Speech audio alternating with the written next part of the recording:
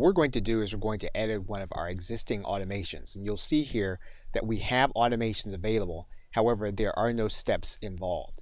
So what we're going to do is we're going to now click inside of this automation. And then what we're going to do is we're going to click Create Automation. Now we're going to start with the prompt from ConvertKit. And so we're going to assume here is that an individual joins a specific form that we've created. And so we're going to choose the form. We're then going to click Add the Event. So now we have the form that the individual has joined.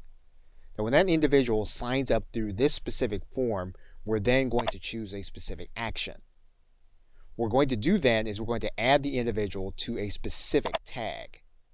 And we're going to find the tag, and it's going to be a tag that we have created previously. We're then going to click Add Action. So now when an individual signs up with a specific form, we're going to have this individual added to a specific list. So what we've done is we've said now that when an individual comes through a form, we're going to have them added to a specific tag. And so what we're now going to do is we're going to set a specific condition and then take some action based on that condition. So we're going to click this condition. So we're going to state now that if this individual who has been tagged has another tag, let's assume then that we want to have an individual that came over from a specific list. Maybe they have this also specific tag. And we're going to add this condition. Who came through the form, had this tag added, also has the second tag. We're then going to send them to a specific email sequence. And we're going to add that sequence and click Add.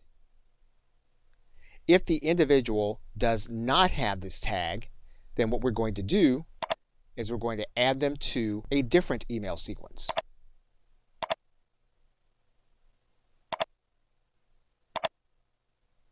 And so basically by using forms, landing pages, tags, and conditions, we can then direct individuals to the place where we want them to be inside of our email system.